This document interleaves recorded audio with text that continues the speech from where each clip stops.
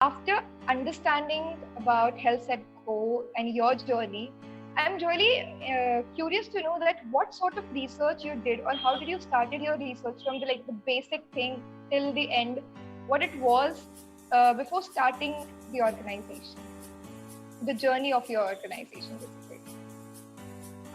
So see, like I said, my organization started from a place of passion, and it started from a place of, this is the cause that I believe in, this is the cause that I want to work towards. So I sort of knew what I want to do. And I did actually go and interview a lot of principals, a lot of schools. I asked them, what are you doing for children? Is there a health program in your school? And it was very clear to me that there was nothing like that. And which is why when I was starting, I knew that I would be doing something unique. In retrospect, I do feel like I should have done a little more research, because I think it is important to do research. But I feel like sometimes, because people do a lot of research, they don't even end up starting in the first place. So it's very important to find that balance. You can always do research even after you start, but the moment you get first few insights and try to put something out there and then see how people react to it. And that's what I did. I started something and I saw, okay, how are people reacting to it, and then I built on from there. Like what I started with is not what I do today. Like it's very different, if I have to say, because it keeps changing, it keeps evolving. You do something, people like it, they don't like it, they want to pay for it, they don't want to pay for it. You start realizing, you start exploring, and that's how you make it. Absolutely great. Yeah. So basically, my question is still unclear, I would say, or maybe unanswered.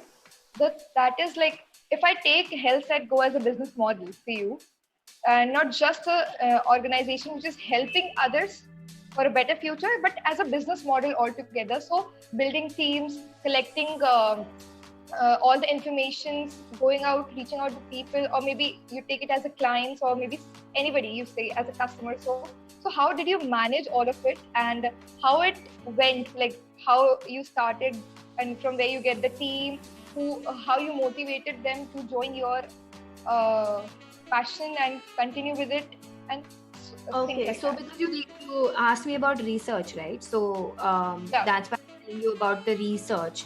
Like I said, there's no real research here. It was my interviews with principals, how I interacted with schools, and then I figured out, okay, this is what I want to give. Now you're asking me on how I got the team, if I'm getting the question right. Basically how Health at Go started as you did your research. This is something which is lacking in the school education, and this is an opportunity where you can come and give some value to the children. So how it all started as a business, how it started as a business concept. So after that, well, you have to incorporate a company, you have to get your first few people. And I don't think initially people join you for the cause. I think I got a bunch of people who just initially wanted to intern in general. And so I started interns, and then after a while I got my first employee, I would say. And from there on, as the work kept starting, like it kept on getting bigger, I started realizing I need this person to join, I need that person to join. Right from, I was involved in everything, right from marketing, finance, sales. It was all me. Everything was being done by me and maybe like one other intern. It's such a small thing that it started off with, right? But initially that's all you need, and then you start figuring out, okay, now I can do this and I can do that. And for example, initially it's all about, you're just trying to do things like designing your logo and figuring out the name of your company also. I remember I had 2 3 names, and I just WhatsApp to all my friends, which one do you like? Literally, that's what the process was.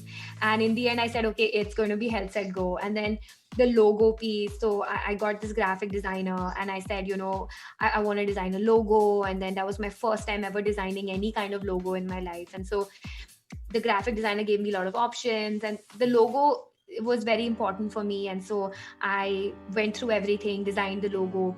And then after that, you have to come up with a brochure, you have to come up with something like, what are you selling, right? So nowadays you have so many tools online. Like now my favorite tool to design anything is Canva. I use Canva a lot, in fact. I'm sure all of you use as well. And you can just instantly go there, create a template. So I think back then, it's not like it's been so many years, but I don't think I had Canva. I used something else. I don't know, PicMonkey or something random like that. And I started designing a brochure and everything, So I did it all by myself, I think. And I designed a presentation. And it's so easy to make a presentation, right, of the concept you have in your mind. You can just put it in a presentation. I always do this. Even now, when I want to start something new within Health Set Go, like I want to have a new product or I want to do something new, I just go and make a presentation about it. And then I see, is this something that sounds exciting to me also? And then once the presentation is good, then I go and show it to other people, right? Then you go and directly talk to your clients. They might or might not be your clients, but go and talk to them if they like it. Or you leave it open that, okay, what do you want? You only tell me, like, what else do you want me to add here?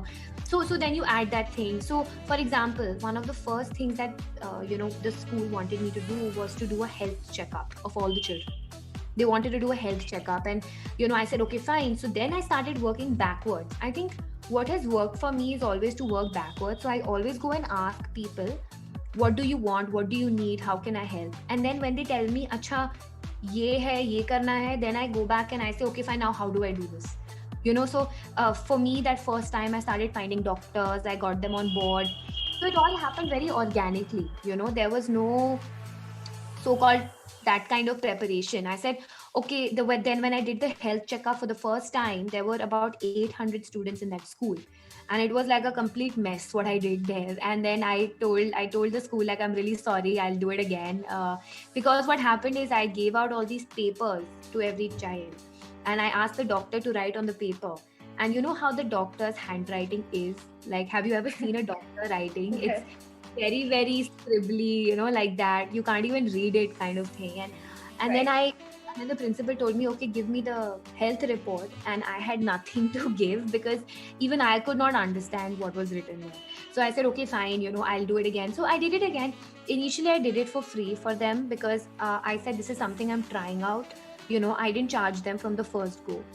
But once I knew that this is something I can do, the next time I said, I'm going to get you good doctors. I'm going to do a good health checkup, but this is the amount I'll charge. So that's how you start, sort of figuring out, just doing things and starting on with it. Then I realized, okay, maybe I need some help, right? I can't do it alone all the time. So then I put out a job, a job posting, and then I got people, I interviewed them, I got them. That's how it grows. And I would say, it's very gradual. It's not like on day one you know everything what you want to do. It's you just have to start very small, very, very small, and then take it from there. And so that's how people started paying us. That's how the business grew, and now it's what it is. Yeah. Yes, and actually, when I heard about this whole journey, like I've been hearing, so our teachers and our faculty members, they told us that they tell us that startup is all about coming out with the right story. And now, until now, like when we heard your story, the story of Health Set Go, then every part of the story is not just right, but it's also showing the need of the startup, especially when we want to cater more students. Wherein when I was in school until my 10th, I was not so sure that what am I supposed to eat now. But when I passed my 12th, I started getting a little conscious that health is important, fitness is important. So like for me, when I was in 12th, or for youngsters, So like if you have to give any particular diet tip which they should follow in that age, then what would be your recommendation for them? So my number one recommendation is to not eat junk food. That's it. You don't need to do anything else. I always follow like this 80-20 rule, myself. So what I do is that whenever I want to eat like something which is really rubbish, kind of junk food, I make a list on my phone, okay? And I just say, okay, fine. Like if I'm craving something like burger or whatever, I'll just create a list on my phone. And on Saturday, I will eat that. Kids out there and all the youth out there, just cut out junk food. First of all, you lose weight very fast if you're overweight because your body metabolism is high at that age. So if you do these simple things, na junk food ko matlab junk food ko you cut out, you reduce sugar, okay, like Coke and all that stuff, just reduce it to once a week, and you'll find out a huge change, not only in your health but in your energy levels, in your concentration. You start all these things now are not even spoken about, but you'll start concentrating better, you'll start feeling fitter, you won't get tired. So these are all important things. Yes, and also like when we as youngsters and when we were in like 10th and 12th, it's very difficult for students to control themselves. And there is this saying that if you will not eat now, then when you will eat, because when you get old, then eventually you are supposed to take care of your health. Then how would you react to this statement, which would be a normal mainstream statement which every teenager has? No, so that's what I'm saying. Like, go ahead and eat, right? Like, don't stop eating. I think you should not, be very strict about it, but eat it as a treat. Don't eat it on a daily basis. Honestly, it's much more exciting to eat when you're looking forward to it.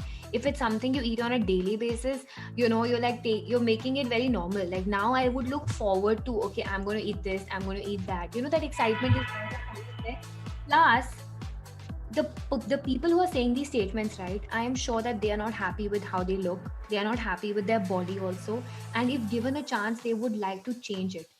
Where if they look in the mirror and they see themselves, they'll on their own know that I want to change my body. Although on the side they're eating junk food, they're very happy. Like that was me also. I used to watch TV and eat chips and drink Coke, and I was very happy with that. But then the moment I went to my bathroom and I saw myself in the mirror, I felt so bad about myself. That whole guilt feeling is there inside. They know they're doing the wrong thing. Okay, so it's always good. Fine, if you want to eat, then yes, eat, but just eat it in a controlled fashion, because it's better for you. I mean, not only it's better for you, I think teenagers and young people are more into looks, so you look much better if you eat like that. That's for sure. So looks ke liye, if someone wants to do it, then looks ke liye do it. That's what I think. I guess that's what even teenagers will be. That's the main focus, that I have to look good. Yeah, they want to look sweet At and least they'll be motivated by this. Yes. yeah. So like coming on to our next question. So dealing with obesity, it's not just a physical pressure which teenagers go through in their schools or in their colleges. And and there is this one day when they are having a really bad time. Suppose their grades are less, and on that day if somebody is coming and commenting or is body shaming them, then it's very big deal for them. Even eventually they were having a bad day, and now someone has said something, and now they start hating themselves. So Yeah. this is something like more kind of a mental pressure as well, which Yeah. every teenager goes through. So as even you were part of that journey, so can you suggest something that how people can deal with this, and It's how very they will handle this? it's very difficult to deal with it. Sometimes, even your family tells you. Like my own family used to tell me, you've become fat. I mean, this is like coming from my family, and they are saying, lambi nahi ho rahi hai, she's so fat, like they just body shame to the max. Indian families are also now sometimes very, very particular ki if it's a girl, to aisi dikhni chahiye and ye hona chahiye and all. It's a lot of internal pressure and obviously external pressure. I used to have friends who used to tell me that, why are you taking up so much space in the bus seat? They used to actually measure the space that they used to take, and they used to say Priya's taking double the space, and announce it loudly. Like, imagine how I would feel in that time, right? It was very bad for me.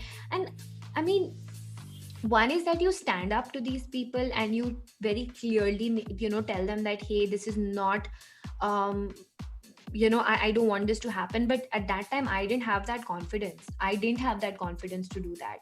So I know that people are, can go through it a lot.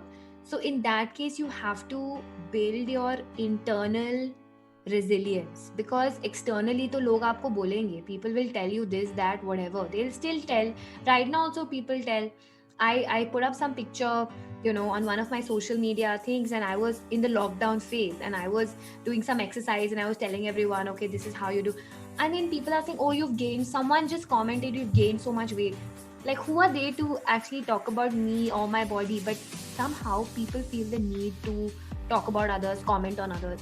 So in that case, you just have to build your own self-confidence. And I would say you should not put up with it. You should definitely tell that person that you are not okay with this. If that person is constantly bothering you, they are not listening to you, it's a case of bullying, please do inform any authority, especially if you're a child, your parent or your teacher. It's very important to put these people under check, because it's not okay to bully people. It's just not okay. And one more question, that what is your fitness routine? Like, you're somewhere similar to us only, leading the same life. So what is your fitness routine as a youngster? My fitness routine is, I work out. I try to work out 5 to 6 days a week. Like today I'm not because it's Sunday, but usually I do. And the workouts can be anywhere between, half an hour to an hour long. And especially in the lockdown, I think it's been, very important for me to continue on it. Usually I maintain this routine, even if I'm traveling a lot, even if I do anything, I maintain that routine, and I make sure that every day I try to get it in, because once you start working out, actually you can't imagine not doing it, because it makes you feel so good. Like the days I don't work out, I feel very low on energy. So it's good to do it. And one more thing that I really believe in is also like how you eat. It's not only your fitness regime, because how you eat has a much bigger impact on things, even more than fitness. Of course, that is important, but nutrition is equally or more important. And also sleep. So I try to sleep really well. I focus a lot on sleep. I actually track my sleep. I have a Fitbit. I track my sleep a lot, because I believe sleep is the time you recover. And it's very important for your mental functioning. If you know, a lot of the top CEOs, like very famously Jeff Bezos, who the Amazon, the owner of Amazon, he famously sleeps for at least 8 hours a day, because he says that, in his day, he has to make maybe 2-3 very big decisions, and for that he needs his sleep. So sleep is that important for a lot of people. And these are the 3 things, Fitness is very important on a daily basis. What you eat is very important. No junk food. Again, like right now I'm on a thing of no junk food at all. I told you that 80-20 rule. I maintain that. That's a part of my routine and regime. And sleep. Yes. So these 3 things would be very important for me. Yeah. Yeah, and also there's one more thing which we wanted to ask. So now initially there was this like vegetarian or non-vegetarian when it comes to health, but now there is one thing also added to this, which is veganism, vegan or non-vegan. So what is your take on this? Like, this is honestly a personal choice. I would say I have no take on it. One thing I would say is that I am personally dairy free. I don't have any dairy products.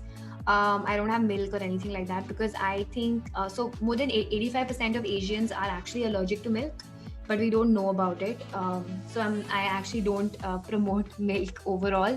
But in terms of being veg or non-veg, so I do have non-vegetarian food right now, but I'm trying my best to be vegetarian, because it's much better for the environment. That's true. It's not about health, it's much better for the environment as well. So because the way you would have seen a lot of documentaries coming out as well, the way that they you know they farm chicken and cattle and stuff, it's very harmful for the overall health of the planet. So from that perspective, I think definitely being vegan is a great way to go. I hope all of us at some point can get there. I am vegan from that whole dairy sense, but I still have non-vegetarian food occasionally. I want to try to move towards vegetarianism because I think that is a responsible way to live. But from a health perspective, I think it's fine. Both are, I mean, there's no issue there. Yeah. Now we have a like this final thing. It's kind of a fun thing wherein you have to choose between one, or you will be giving the rapid answers. So we have some around 4 questions. Okay. So I will just shoot it and be as rapid as you can. Okay. Okay, so my first question is CrossFit or yoga? CrossFit. Okay. Then my next question is which is your favorite exercise? Is that an option for me? No, yeah, you can No. choose any of your favorite exercise. Okay. No, yeah. So I mean, I would say probably weightlifting. That would be my favorite thing to do. Okay. Yeah. My next question is would you prefer sleeping over reading? Which would you prefer out of this two? Difficult. I would prefer reading actually, not sleeping. Although I spoke so much about sleep, but reading over sleeping. Yeah, and then the final question is that what would be the one thing which everyone should have in their breakfast, because breakfast is the starting meal of the day. So So what would I you recommend? actually don't have breakfast. I haven't had breakfast in like 3 years. By the way. So anything which one should have every day in morning or In before. any of the meal. Coffee. In the morning, it's always coffee. In the morning, if that's one thing that you can have, it's coffee. I mean, that's my favorite thing to have in the morning. But in any meal, one thing you should have is probably some kind of protein. Anything, any kind of protein, you should include it in your meals. Yeah. Okay, and again, this will be the final question is that now as like we are watching a lot of Netflix shows and a lot of Amazon Prime and TV. So what one and we don't know what we are eating and sometimes we overeat. So what is your recommendation that what one should eat when he is watching or binging shows on Netflix or on TV, on television? Okay, so I'm just assuming that this question comes with the assumption that you have to eat something while you're watching. My favorite thing is, so I always have like a green tea or something whenever I'm watching stuff at night, because night you can then keep on munching. There's no end to it, honestly. So I try not to keep anything in front of me. I always have like a green tea, which makes me also feel sleepy because it's hot and stuff. So then I go to sleep. But if you really want to have something, you can have makhanas. They are very, very Okay. healthy. You can take those kacha makhanas that you get in the market, just take a bit of oil and just roast them at home. And you have like I don't have my makhanas around me. I would have shown you, but I have a huge pot of makhanas and you can just eat as many as you want. Guilt-free snacks. Yes, so that's it about all the segments. Now, Akriti, you can go ahead with the. Yeah. So this was wonderful. In fact, I think I have learned a lot of things about why sleeping is so important. It's just not sleeping. It's like one of the health factor which can affect everything about the whole day. So how it is important. I think most of our audience will going to relate to this, and from now onwards, after listening to this podcast, they will be definitely taking care of their sleep, 8 hours to 7 hours, whatever is preferable. And yeah, I genuinely hope so, because at the end of the time now we are heading towards a future where we are focusing on entrepreneurship, and I think entrepreneurship takes a lot of courage and lot of stress, or maybe some it needs a good health to execute any idea, because at the end of the time you have to struggle a lot. Yes, Yeah. I just add here, a lot of people think that entrepreneurs have to be like super unfit and slog for like 20 hours a day and sleep for 2 hours and just eat Maggie, and like it's totally not true. I think to be a good entrepreneur, you will see from the best entrepreneurs, they take care of their health.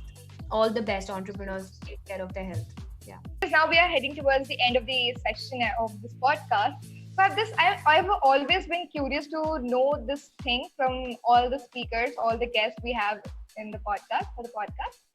So, if at all there is a book which has to be written about you, the autobiography where you are there, your organization is there, and the journey is explained in a very beautiful way. So, what would be the name you will prefer to have for that biography, for that autobiography, actually? Well, I can't say the exact name. I've never thought about this, but So, I would yeah. someone who started the wave of health in India in its true form. Somebody who would actually create a wave of health amongst the youth of India and transform India's health in her lifetime. Like that would be something that I would like to be known as.